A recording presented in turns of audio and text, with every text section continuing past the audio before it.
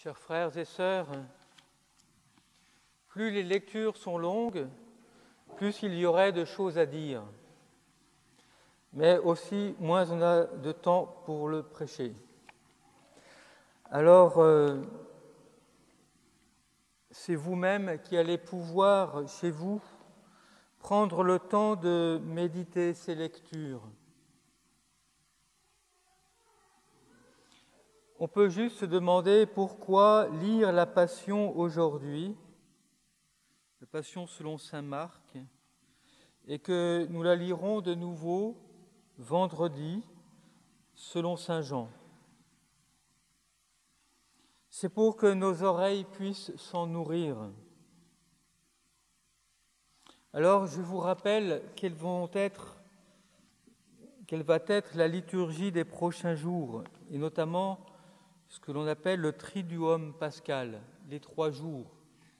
Donc d'abord, le jeudi saint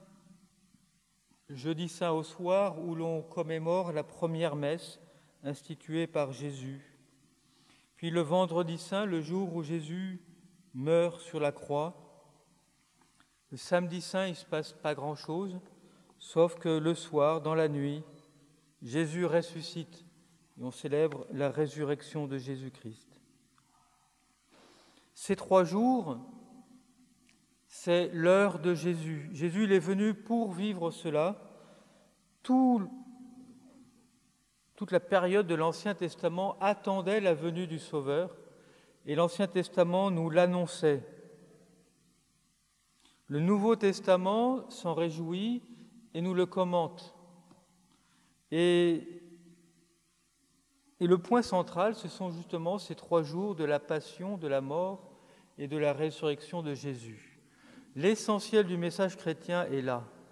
C'est pour ça que c'est si important de relire cette passion qui nous permet de voir de quel amour Jésus nous a aimés. Chaque souffrance qu'il a endurée, il l'a endurée par amour pour nous. Et si nous voulons aimer le Seigneur, il s'agit d'abord de regarder comment il nous a aimés pour après, en toute justice, rendre amour pour amour. Mais c'est d'abord de se laisser aimer qui nous rendra amoureux de Jésus, amoureux de Dieu, de voir cette œuvre de salut qui s'est accomplie dans la souffrance. Nous qui, si facilement, devant nos souffrances, nous nous révoltons, nous les trouvons injustes et nous voulons qu'elles cessent. Jésus les a acceptées jusqu'au bout, par amour pour nous donner la vie. Et ainsi, il répare pour nos péchés et il nous ouvre le paradis qui jusque-là était fermé.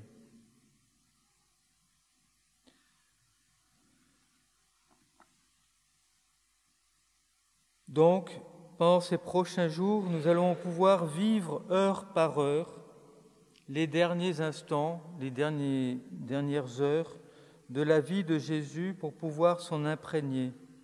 Et c'est pour ça que cette lecture nous est donnée, pour que nous puissions déjà préparer notre cœur à ces journées que nous allons vivre, pour entrer progressivement en communion de cœur avec Jésus.